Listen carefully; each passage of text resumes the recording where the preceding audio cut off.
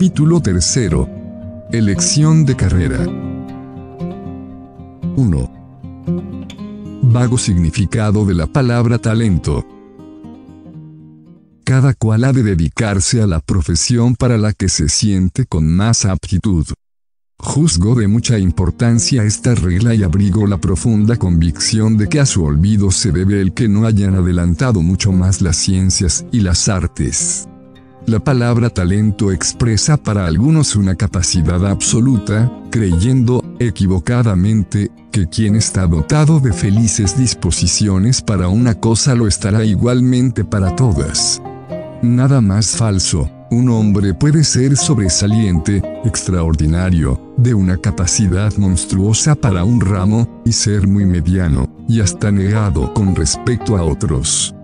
Napoleón y Descartes son dos genios y, sin embargo, en nada se parecen. El genio de la guerra no hubiese comprendido al genio de la filosofía, y si hubiesen conversado un rato es probable que ambos habrían quedado poco satisfechos.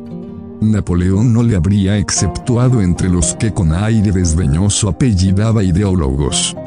Podría escribirse una obra de los talentos comparados, manifestando las profundas diferencias que median aún entre los más extraordinarios.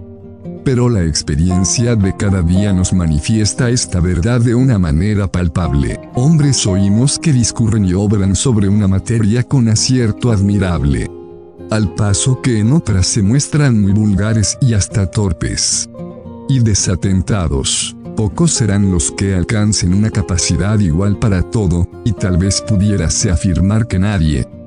Pues la observación enseña que hay disposiciones que se embarazan y se dañan recíprocamente. Quien tiene el talento generalizador no es fácil que posea el de la exactitud minuciosa. El poeta, que vive de inspiraciones bellas y sublimes, no se avendrá sin trabajo con la compasada regularidad de los estudios geométricos. 2. Instinto que nos indica la carrera que mejor se nos adapta. El Criador, que distribuye a los hombres las facultades en diferentes grados, les comunica un instinto precioso que les muestra su destino. La inclinación muy duradera y constante hacia una ocupación es indicio bastante seguro de que nacimos con aptitud para ella, así como el desvío y repugnancia, que no puede superarse con facilidad. Es señal de que el autor de la naturaleza no nos ha dotado de felices disposiciones para aquello que nos desagrada. Los alimentos que nos convienen se adaptan bien a un paladar y olfato, no viciados por malos hábitos o alterados por enfermedad. Y el sabor y olor ingratos nos advierten cuáles son los manjares y bebidas que, por su corrupción u otras calidades, podrían dañarnos. Dios no ha tenido menos cuidado del alma que del cuerpo. Los padres, los maestros, los directores de los establecimientos de educación y enseñanza deben fijar mucho la atención en este punto para precaver la pérdida de un talento que, bien empleado, podría dar los más preciosos frutos, y evitar que no se le haga consumir en una tarea para la cual no ha nacido. El mismo interesado ha de ocuparse también en este examen. El niño de 12 años tiene, por lo común, reflexión bastante para notar a qué se siente inclinado, qué es lo que le cuesta menos trabajo, cuáles son los estudios en que adelanta con más facilidad, cuáles las faenas en que experimenta más ingenio y destreza. 3. Experimento para discernir el talento peculiar de cada niño. Sería muy conveniente que se ofreciesen a la vista de los niños objetos muy variados, conduciéndolos a visitar establecimientos donde la disposición particular de cada uno pudiese ser excitada con la presencia de lo que mejor se le adapta. Entonces, dejándolos abandonados a sus instintos, un observador inteligente formaría, desde luego, diferentes clasificaciones. Exponed la máquina de un reloj a la vista de una reunión de niños de 10 a 12 años, y es bien seguro que si entre ellos hay alguno de genio mecánico muy aventajado se dará a conocer, desde luego, por la curiosidad de examinar, por la discreción de las preguntas y la facilidad en comprender la construcción que está contemplando. Léetles un trozo poético, y si hay entre ellos algún Garcilaso, Lope de Vega, Ercilla, Calderón o Meléndez, veréis chispear sus ojos, conoceréis que su corazón late, que su mente se agita, que su fantasía se inflama bajo una impresión que él mismo no comprende. Cuidado con trocar los papeles de dos niños extraordinarios, es muy posible que forméis dos hombres muy comunes. La golondrina y el águila se distinguen por la fuerza y ligereza de sus alas, y, sin embargo, jamás el águila pudiera volar a la manera de la golondrina, ni ésta imitar a la reina de las aves. El tentate diu quid ferre recusent, quid valeantum erit, que Horacio inculca a los escritores, puede igualmente aplicarse a cuantos tratan de escoger una profesión cualquiera. Capítulo 4. Cuestiones de posibilidad. 1. Una clasificación de los actos de nuestro entendimiento y de las cuestiones que se le pueden ofrecer.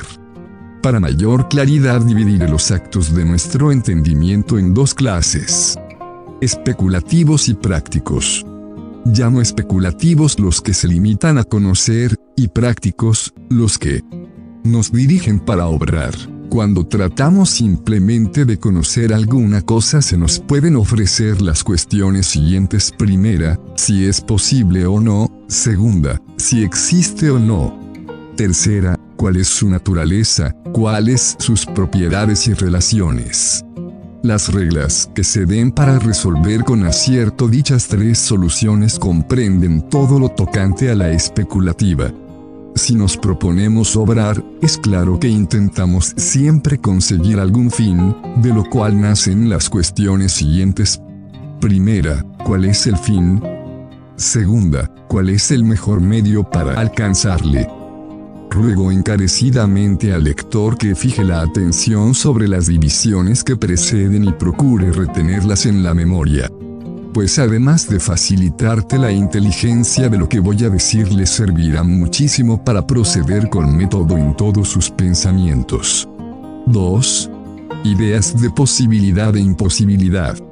Sus clasificaciones. Posibilidad. La idea expresada por esta palabra es correlativa de la imposibilidad, pues que la una envuelve necesariamente la negación de la otra. Las palabras posibilidad e imposibilidad expresan ideas muy diferentes, según se refieren a las cosas en sí o a la potencia de una causa que las pueda producir. Sin embargo, estas ideas tienen relaciones muy íntimas, como veremos luego.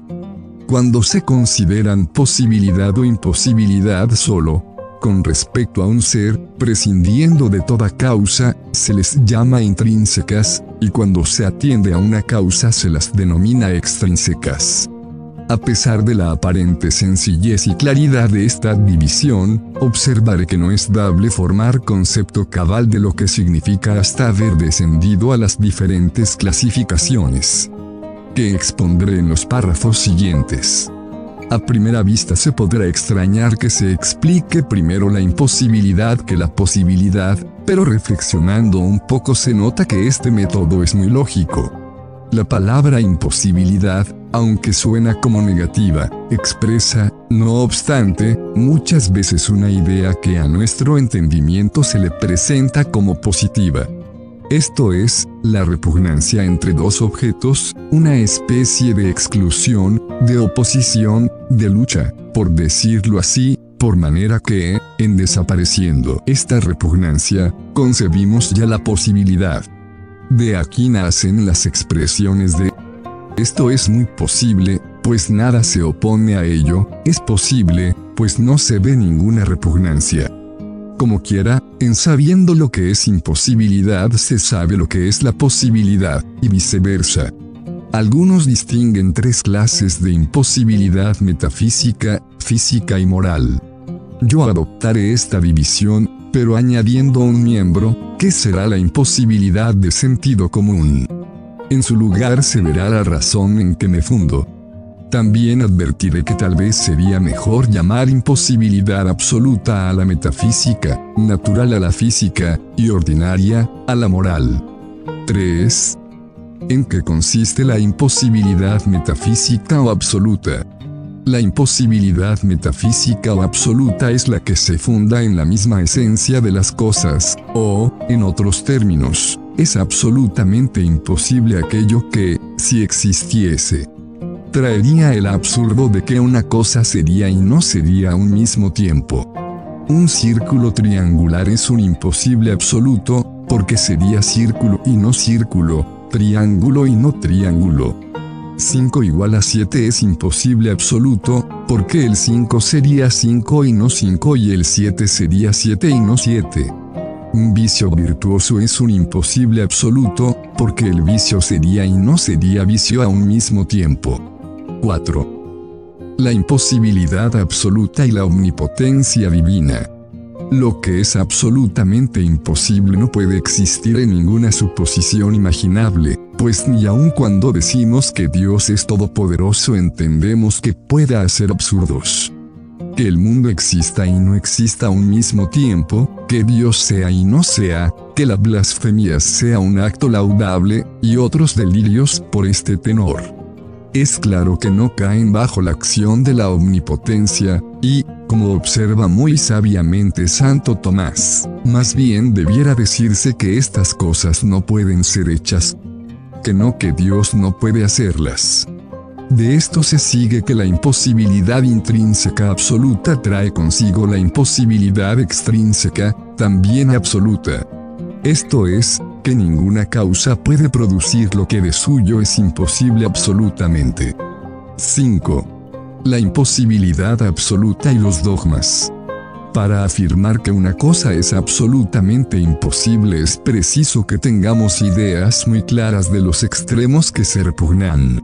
De otra manera hay riesgo de apellidar absurdo, lo que en realidad no lo es.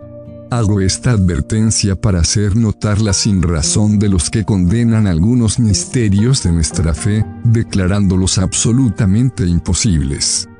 El dogma de la Trinidad y el de la Encarnación son, ciertamente, incomprensibles al débil hombre, pero no son absurdos.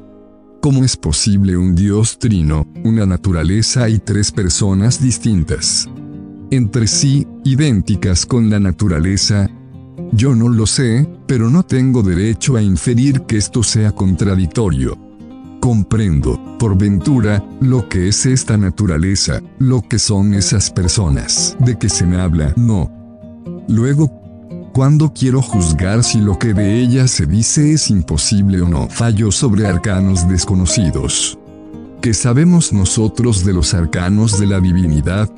El Eterno ha pronunciado algunas palabras misteriosas para ejercitar nuestra obediencia y humillar nuestro orgullo, pero no ha querido levantar el vén sobre lo que separa esta vida mortal del océano de verdad y de luz. 6. Idea de la imposibilidad física o natural. La imposibilidad física o natural consiste en que un hecho esté fuera de las leyes de la naturaleza. Es naturalmente imposible que una piedra soltada en el aire no caiga al suelo, que el agua abandonada a sí misma no se ponga al nivel, que un cuerpo sumergido en un fluido de menor gravedad no se hunda, que los astros se paren en su carrera. Porque las leyes de la naturaleza prescriben lo contrario. Dios, que ha establecido estas leyes, puede suspenderlas, el hombre, no. Lo que es naturalmente imposible lo es para la criatura, no para Dios. 7. Modo de juzgar de la imposibilidad natural. Cuando podremos afirmar que un hecho es imposible naturalmente, en estando seguros de que existe una ley que se opone a la realización de este hecho y que dicha oposición no está destruida o neutralizada por otra ley natural. Es ley de la naturaleza que el cuerpo del hombre, como más pesado que el aire, caiga al suelo en faltándole el apoyo.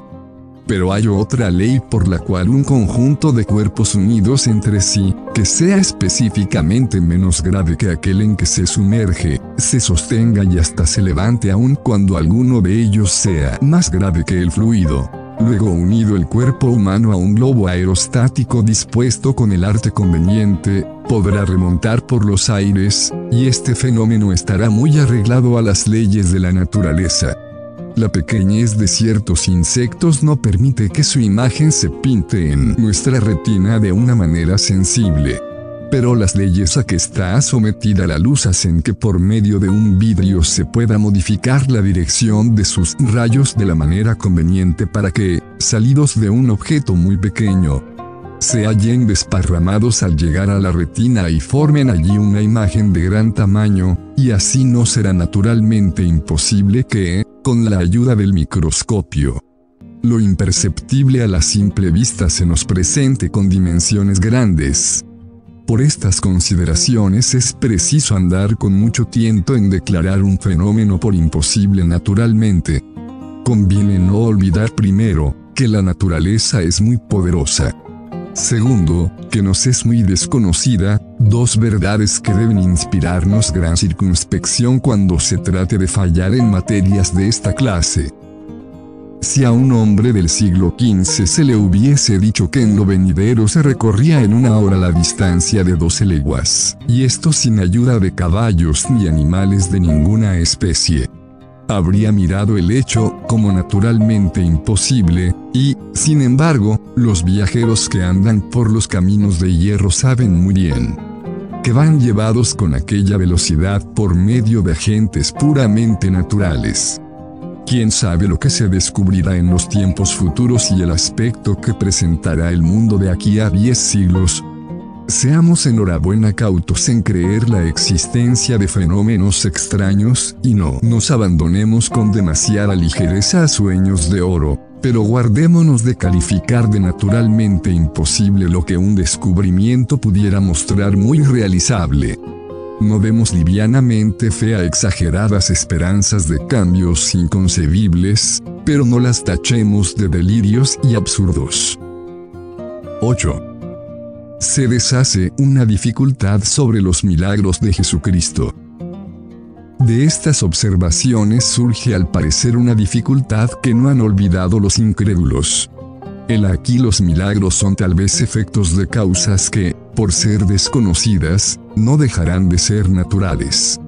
Luego no prueban la intervención divina, y, por tanto, de nada sirven para apoyar la verdad de la religión cristiana. Este argumento es tan especioso como fútil. Un hombre de humilde nacimiento, que no ha aprendido las letras en ninguna escuela, que vive confundido entre el pueblo, que carece de todos los medios humanos, que no tiene dónde reclinar su cabeza, se presenta en público enseñando una doctrina tan nueva como sublime, se le piden los títulos de sumisión y él los ofrece muy sencillos. Habla, y los ciegos ven, los sordos oyen, la lengua de los mudos se desata, los paralíticos andan, las enfermedades más rebeldes desaparecen de repente, los que acaban de expirar vuelven a la vida. Los que son llevados al sepulcro se levantan del ataúd, los que, enterrados de algunos días, despiden ya mal olor, se alzan envueltos en su mortaja y salen de su tumba, obedientes a la voz que les ha mandado salir afuera. Este es el conjunto histórico. El más obstinado naturalista se empeñará en descubrir aquí la acción de leyes naturales ocultas. Calificará de imprudentes a los cristianos por haber pensado que semejantes prodigios no pudieran hacerse sin intervención divina. ¿Creéis que con el tiempo haya de descubrirse un secreto para resucitar a los muertos, y no como quiera, sino haciéndolos levantar a la simple voz de un hombre que los llame?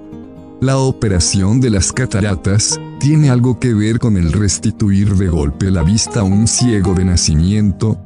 Los procedimientos para volver la acción a un miembro paralizado se asemejan por ventura a este otro levántate.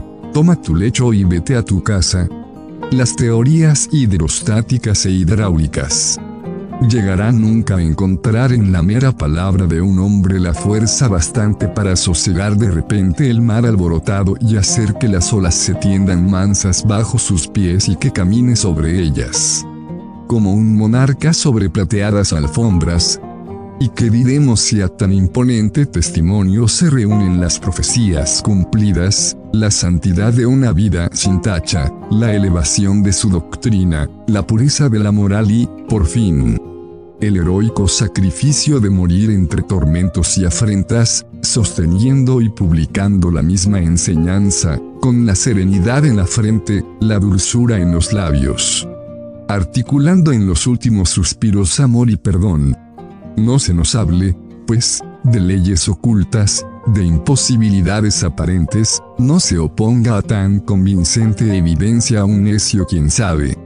Esta dificultad, que sería razonable si se tratara de un suceso aislado, envuelto en alguna obscuridad, sujeto a 1000 combinaciones diferentes, cuando se la objeta contra el cristianismo, es no solo infundada, sino hasta contraria al sentido común. 9. La imposibilidad moral u ordinaria. La imposibilidad moral u ordinaria es la oposición al curso regular u ordinario de los sucesos. Esta palabra es susceptible de muchas significaciones, pues que la idea de curso ordinario es tan elástica, es aplicable a tan diferentes objetos, que poco puede decirse en general que sea provechoso en la práctica.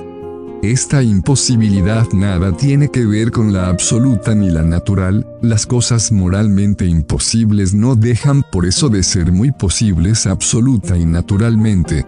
Daremos una idea muy clara y sencilla de la imposibilidad ordinaria si decimos que es imposible de esta manera todo aquello que, atendido el curso regular de las cosas, acontece o muy rara vez o nunca. Veo a un elevado personaje, cuyo nombre y títulos todos pronuncian y a quien se tributan los respetos debidos a su clase. Es moralmente imposible que el nombre sea supuesto y el personaje un impostor. Ordinariamente no sucede así, pero también se ha sufrido este chasco una que otra vez.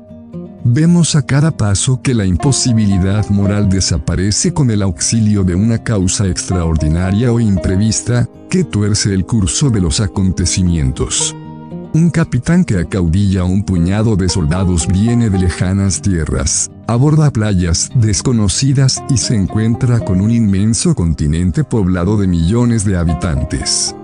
Pega fuego a sus naves y dice: marchemos.